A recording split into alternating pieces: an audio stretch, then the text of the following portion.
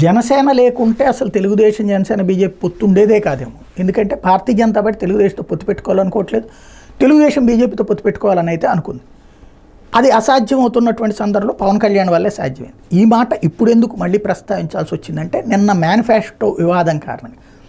Manifesto టైంలో కరెక్ట్గా release చేస్తున్న టైంలో సిద్ధార్థనాథ్ సింగ్కి కూడా మేనిఫెస్టో ఇవ్వబోతుంటే ఆయన వద్దని నిరాకరించడం, దాని వెనకాల పరిణామాలు ఏంటి? వీళ్ళు మేనిఫెస్టో ఇప్పుడు దాదాపు 1,50,000 కోట్ల రూపాయలకు సంబంధించినటువంటి సంక్షేమ పథకాలు ప్రకటించింది. దాంతోపాటు ముస్లింలకి హజ్ హౌసు, తర్వాత ఇంకా రకరకాలైనటువంటి హజ్ యాత్రకి ఎంత డబ్బులు, ఇవన్నీ. భారతీయ జనతా పార్టీ ఆ విషయంలో ఏం ప్రస్తావించింది? రాష్ట్ర నాయకత్వం అది చూడగానే, అంటే ముందు రాష్ట్ర నాయకత్వం దగ్గరికి అది వస్తే కొంతమంది నాయకులు ఆ విషయాన్ని అధినాయకత్వం దగ్గర తీసుకెళ్ళారు. ముస్లింల దాంట్లో ఒకటి రిజర్వేషన్లు పెడితే అది మన పార్టీ సిద్ధాంతాలకు విరుద్ధం అవుతుంది అన్నది.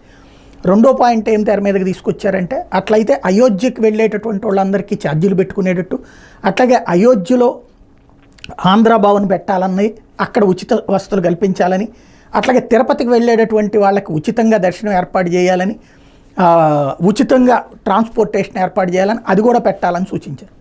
అది పెట్టడానికి తెలుగుదేశం సిద్ధపడలేదు. అట్లా పెడితే బోల్డ్ అంత ఖర్చు అయిపోతుంది, అది వల్ల కాదన్నటువంటి తెలుగుదేశం మాట. అదే సందర్భంలో ఇటు వీళ్ళకి వచ్చినటువంటి తేడా. ఫైనల్గా అయితే చివరికి మేనిఫెస్టో దగ్గరికి రామన్నది బీజేపీ. రాము అంటే రాకపోతే మళ్ళీ వేరే సంకేతం వెళ్తుందని వీళ్ళు గట్టిగా ప్రెషర్ చేస్తే అక్కడికి వస్తారు, కానీ మేనిఫెస్టో పట్టుకోరని చెప్పారు. సిద్ధార్థనాథ్ సింగ్ని పంపించారు. అందుకే పురంధేశ్వరిని వద్దన్నారు. సిద్ధార్థనాథ్ సింగ్ అక్కడ ఉన్నారు. కరెక్ట్గా ఆ టైంకి పాప మా సిబ్బందికి ఎవరికో తెలియక, అది చంద్రబాబు గారికి తెలుసు, పవన్ కళ్యాణ్ గారికి తెలుసు, ఎందుకంటే వీళ్ళిద్దరూ చాలా ప్రయత్నించారు అక్కడ.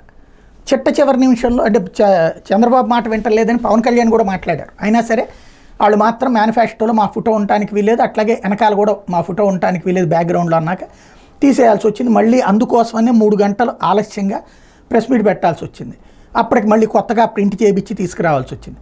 ఆ టైంలో అందుకనే ముఖంలో, ఇద్దరు ముఖంలో కూడా కొంత ఆవేదన అది కనిపించింది, మాటల్లో కూడా ఇది కనిపించింది, కొంత కోపం లోపల ఉన్నట్టుగా కనిపిస్తూ వచ్చింది. అయితే ఫైనల్గా ఆ సిబ్బందికి ఆ విషయం కన్వే చేయకపోవడం వల్ల వాళ్ళు వచ్చి ఆ మేనిఫెస్టో ఇవ్వబోతుంటే అది తిరస్కరించడం, దాన్ని వైసీపీ వాళ్ళు హైలైట్ చేయడం అన్నది సమస్య అయింది. ఇక్కడ జనసేన లేకపోతే అసలు పొత్తే ఉండేది కాదనడానికి మరొకసారి సంకేతం కనిపించింది అక్కడ.